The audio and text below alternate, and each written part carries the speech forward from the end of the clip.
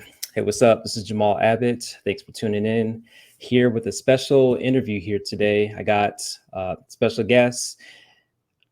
So far, it's been a great conversation off the screens, and I'm really excited to have this discussion. So, without further ado, Leonard, please introduce yourself and let us know who you're all about.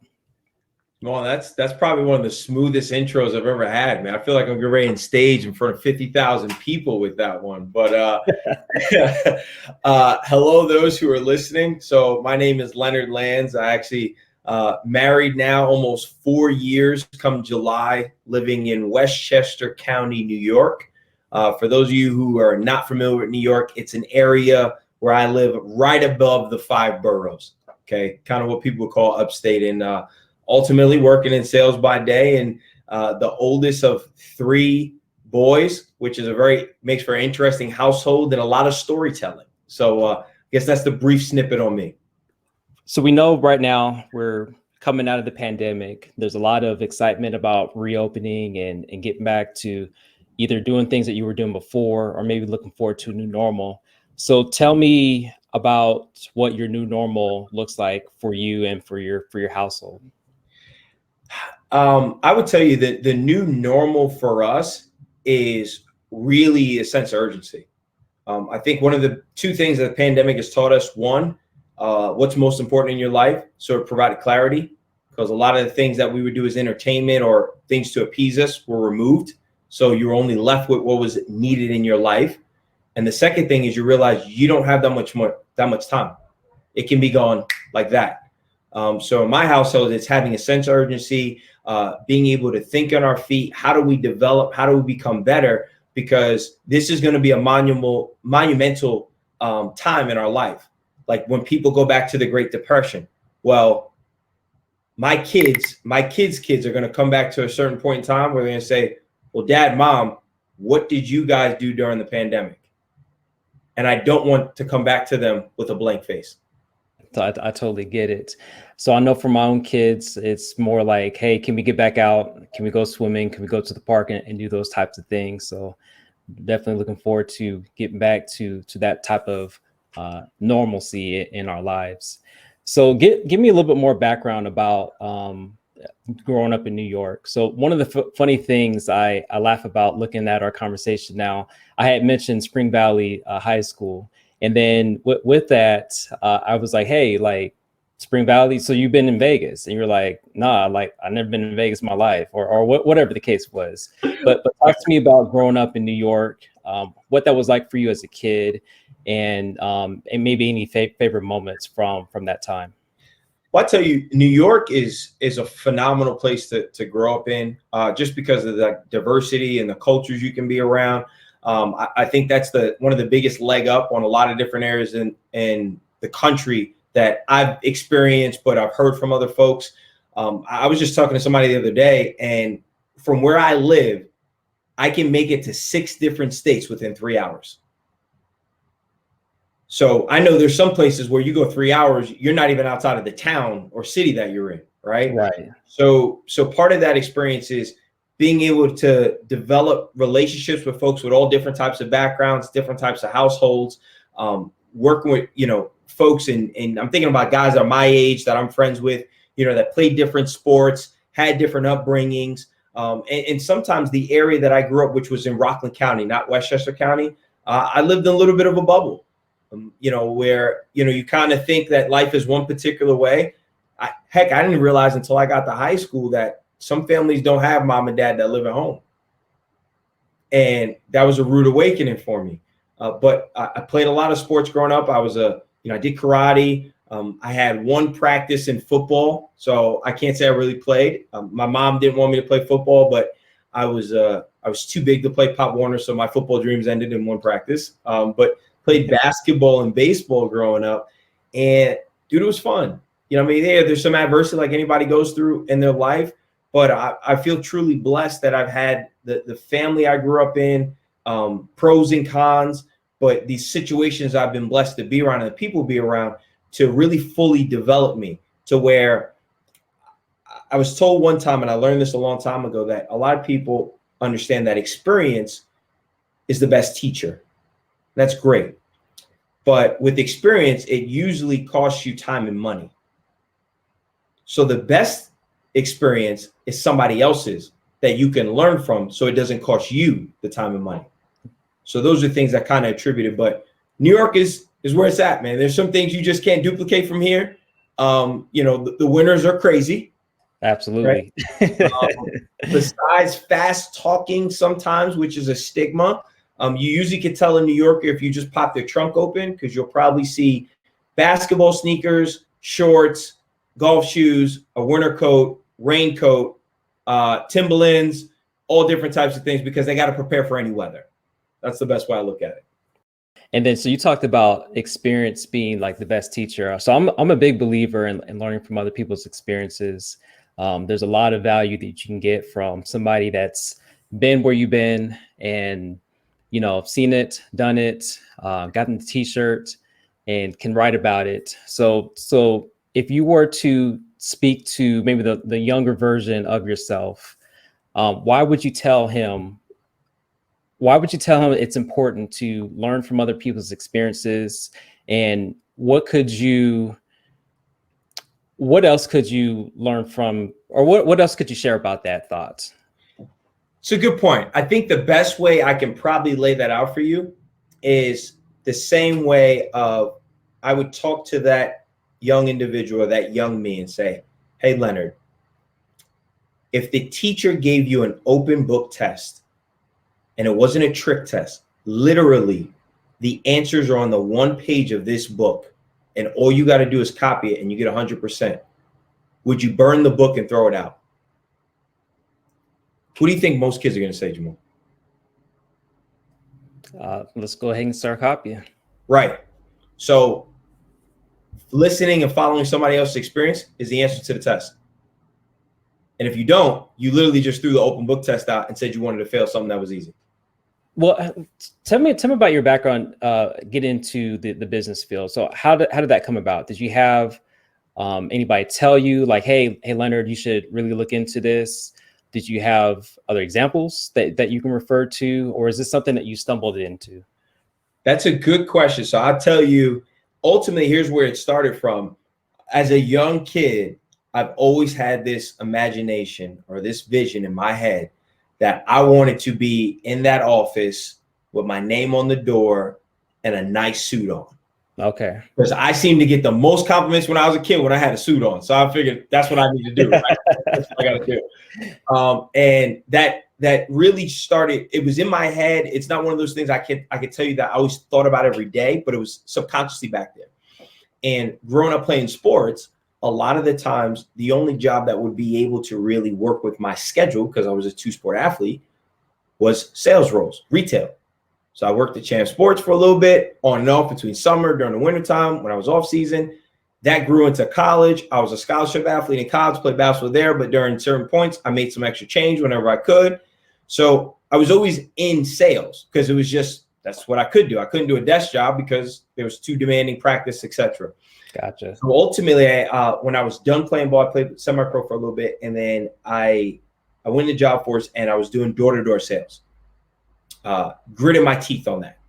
It's one of the greatest experience I can ever have doing that. I recommend that for everyone. You're going to learn everything you need to know about life very quickly. Okay? Very quickly. And ultimately transitioned into coming to where I'm at now and went through a retail sector for a little bit. But I always liked the fact of sitting down with a business owner. Why? It's because I wasn't the intricate detail type of person. I was more, what's the big picture? How can we solve for it? And how can we improve it? Mm-hmm. Underlying, for a selfish reason, is I always loved this story because I've always had entrepreneurship in my blood. I've always, and when I say that, not that, hey, I've had people in my family who have done it, that wasn't a great amount. It was more of when I've looked at what I deemed success, it came from business owners. And for what I want to accomplish, I needed to be in that realm.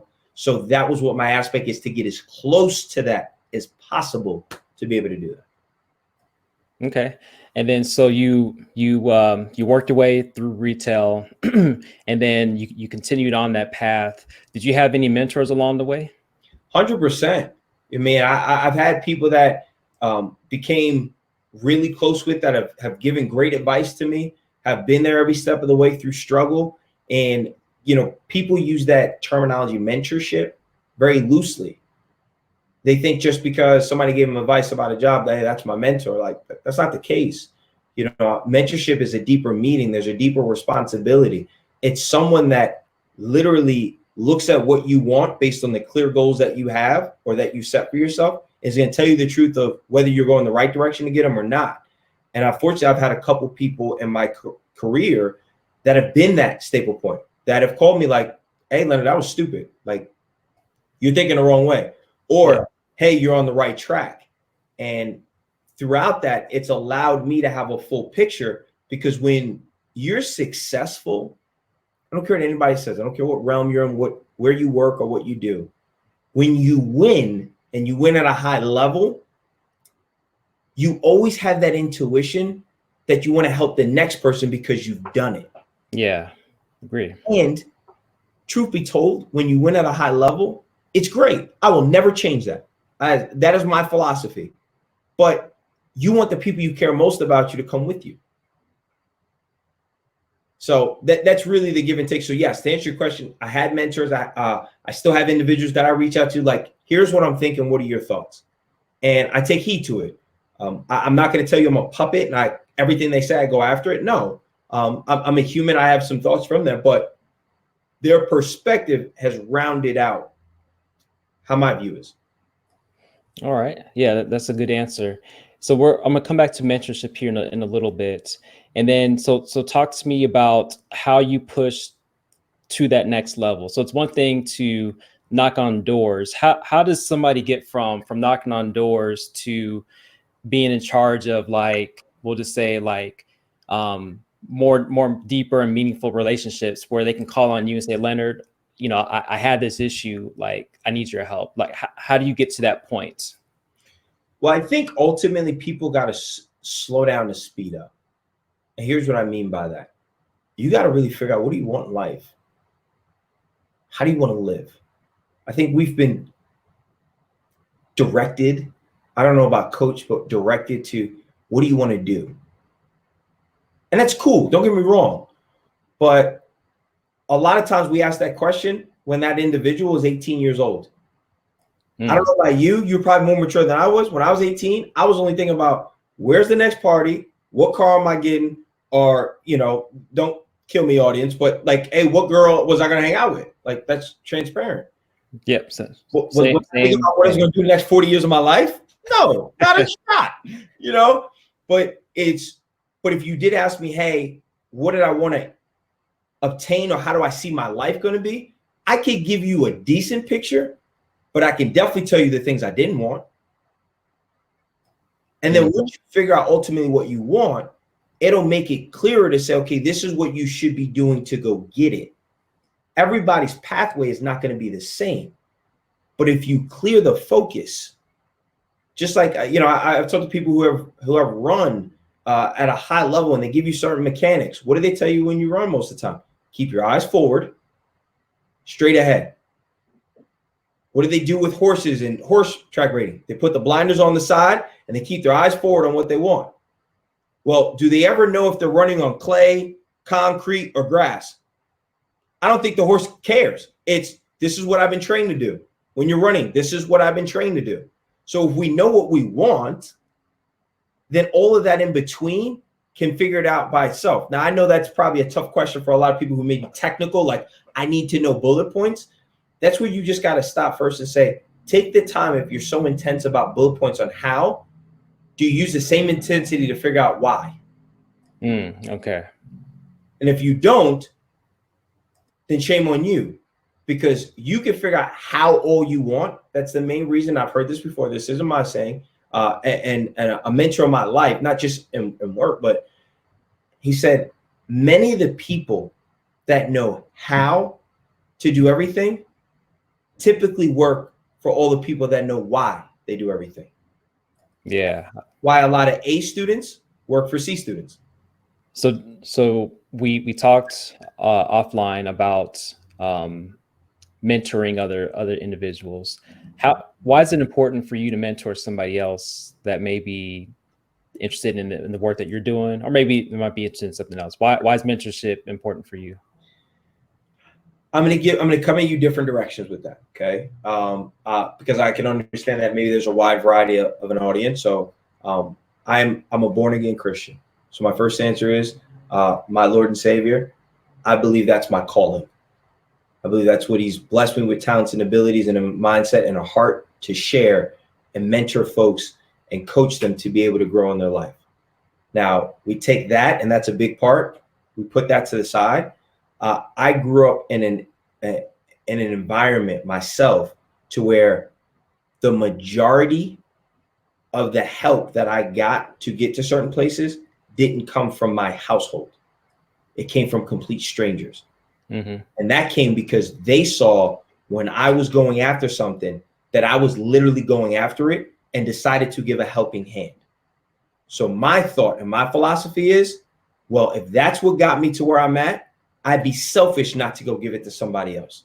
Mm-hmm. So when you think about mentorship or giving back or coaching, I'm the type of person where if I see a kid by himself out in the park and he's shooting a jump shot terribly and I could be late to a meeting, I'm going to pull the car over, show him one or two things, get back in the car and be late to the meeting. Why? It's because the people who have helped me, they didn't get paid for it. They didn't ask for recognition. But they did it because they saw somebody that wanted an opportunity and a shot, and they provided that. So it's my job and goal and responsibility to do that for others.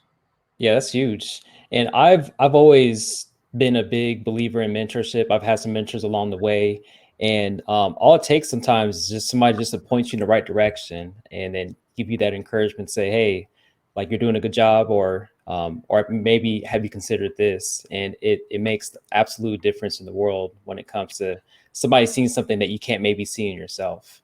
And yeah. I've even been the same way too. Most of my mentors have come outside the house. And it's not to say that I don't have other mentors that haven't helped me within my family, but the ones that have seemed to make the most impact on me have been the folks that have been like outside of my household for sure.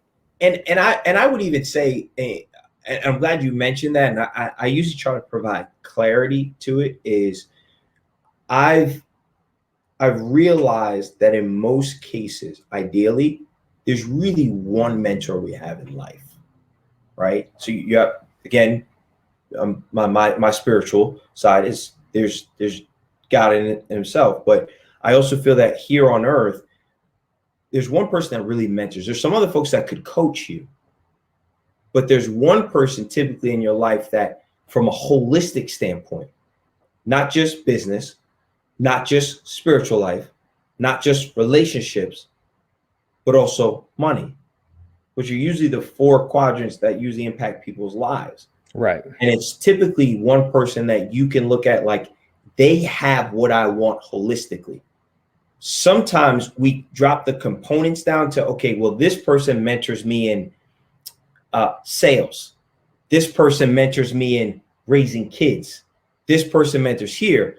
Well, if you think about that, you automatically become like a janitor with a whole bunch of keys. Because if you talk to the guy who helps you with sales, well, man, I got to call the guy who helps me out with relationships. Oh, no, I got to call the guy or girl who helps me out with this. Right. Where I believe mentorship really comes from that one individual that encompasses everything of what you're looking for. Now, they may not be the most perfect human being in the world. That's not the point. They just need to be perfect for you. Definitely.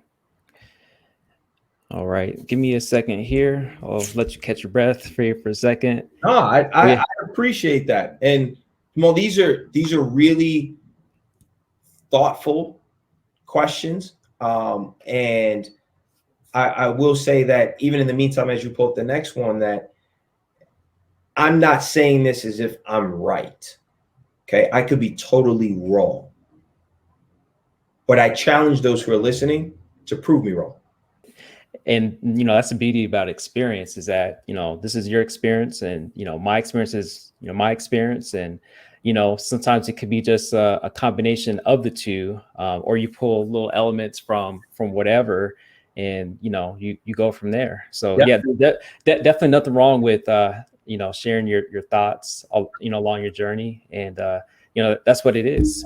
And then, and so just to give you some context, and then just for other people that are listening. So one of my biggest mentors, and I had this mentor for about 4 months, and then he disappeared. So I was in the military. So about 15 years ago, I went to Iraq. Thank you for your service, sir. Appreciate it. Appreciate it.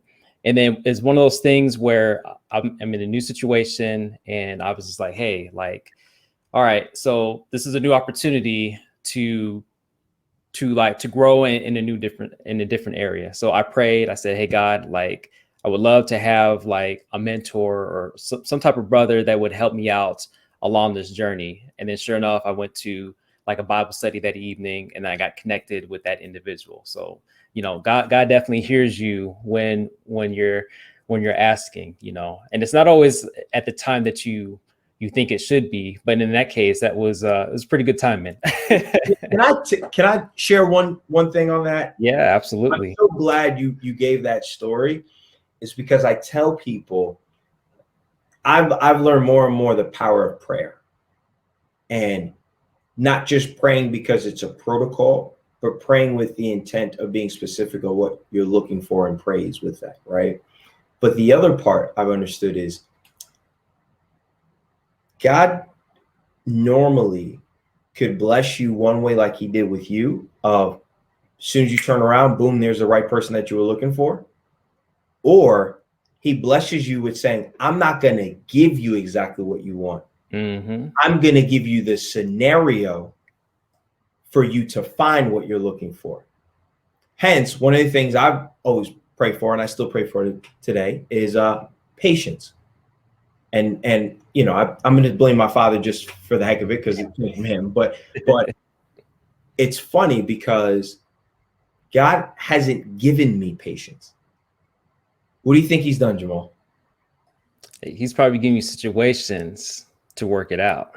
He's given me every situation that's saying, let's see if you listen now. Mm-hmm. And I'm just getting ready to, hey, take a step back. Take a step back. Breathe. Let me pray on this. This is because, again, I've asked, hey, give me opportunities to be patient. He didn't give me patience. He gave me the experience and the situation to where I can prove that attribute. So yeah, it's really powerful. But that's something that's rung in my heart, because I tell people now, I'm like, listen, be careful what you pray for, because you may not get exactly what you want. You'll just get the situation so you can find what you want. Right. Yeah. And I mentioned to you earlier, words are key. And then the key that I heard in that was that, you know, give me the opportunity to work that out. So it's not about getting that. I mean, you know, of course we want to get to that point where we're patient, or to where we're comfortable with sales, or we're further along in that journey, wherever we're trying to go to. Right. But the opportunities are that much more important, because it leads to the point to where you can get to that end goal that you're desiring. So prayer for the opportunities is one of the things I'll look to pray for here in the future.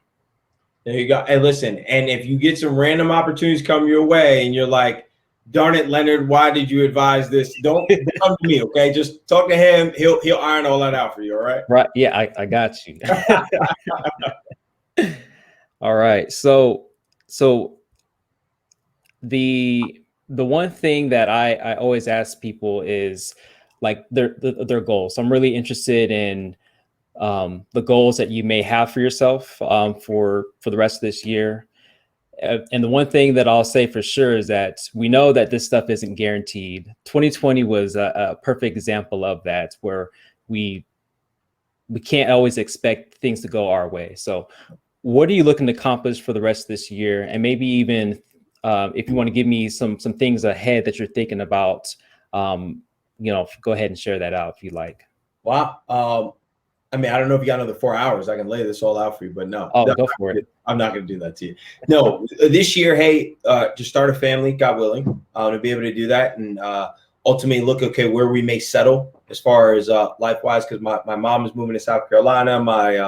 My youngest brother's going to post-grad school in Pennsylvania, so we're still trying to survey where we might be from a living situation and evaluating that piece.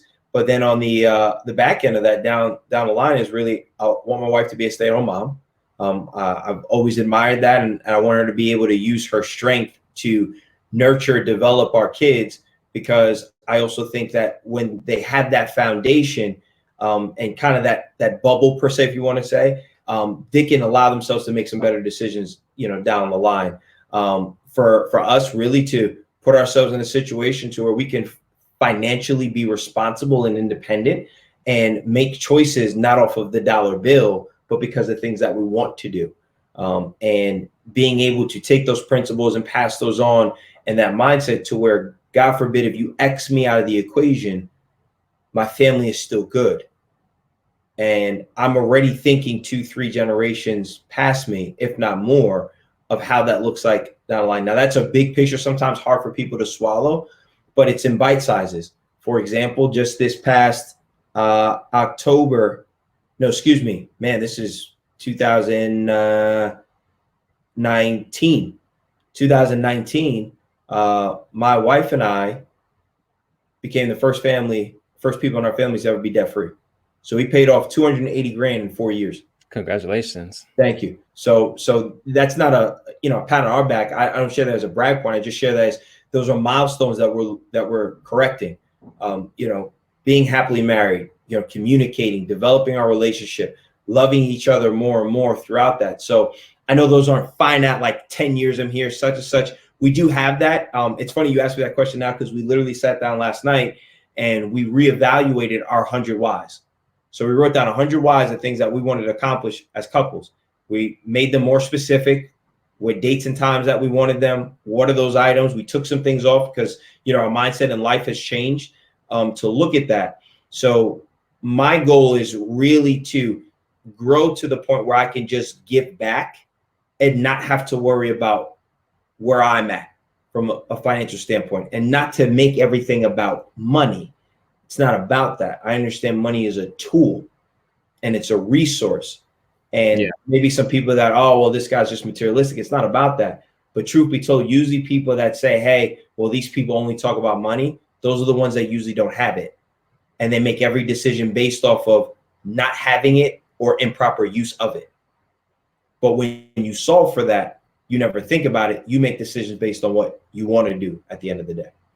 Yeah, and that's powerful when you can live life on your terms and make decisions without considering the dollar, So one of my goals is to not have to look at the menu and then look at like, okay, let me go ahead and look at this cheap part of the menu because this is all I can afford. No, I'm just kidding. But no, of course we definitely want to make. That's a serious thing, though. That's a serious thing. Like I shared last night, and sorry to cut you off, but like I will lose this thought. And it was a couple couples that got together, and we just talked about how we grew in our relationship. And the comment I made is, I said, because of sacrifices that I made to pay off debt, I rewarded myself. I believe in the reward system on that piece and set on the right parameters, that I now walk around with cash more in my pocket than what probably most of my family members have in their bank account. And that's not a brag point, but I set that goal because I know there's no male, I don't care who you are in here, that feels comfortable walking around, because people will say, the credit card, I do everything credit card, I don't do cash, blah, blah, blah. Get out of here. There's no man that, especially if they have a family, that feels comfortable with credit cards and lint balls in their pocket. There's something for your ego, and let alone just mindset, when you have cash, whether you use it or not. And I don't use it irresponsibly to spend. I actually don't spend the money. I just walk around because I know I walk differently than when you have it than when you don't. Yes. It's a big difference. And confidence and just what you said, you make different decisions when you don't have to worry about finances. I don't ever want to have a financial limitation stop me from going after the dreams and goals that God has given me. So I don't ever want that to happen. Yeah. And I tell people, I'm like, listen, does that mean your calling is a millionaire? It may not be. It could mean that you're just doing much better than what was there. Because one thing my grandfather told me, and again, he was part of that that philosophy of do as I say, not as I do. But, you know, I did listen to what he talked about is every generation is supposed to improve. Well, if you're moving your family forward, then somebody's going to pick up the baton and go because they watch you grow through that. If you just use that as an excuse for you not developing, then you just become an excuse for them so they don't have to do what they need to do. Amen to that. So I want to circle back here to one final question, and this was a clip that I saw on LinkedIn for you. You had talked about empathy, so being in somebody else's shoes. So why is that important? And for somebody that's learning to be more empathetic, what can you tell them, or what can you share with them to think about the other person in their situation? How would you explain that?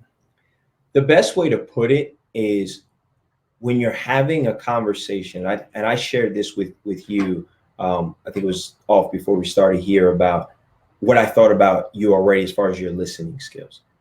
Now, again, running a successful podcast, but you listen with the intent to understand.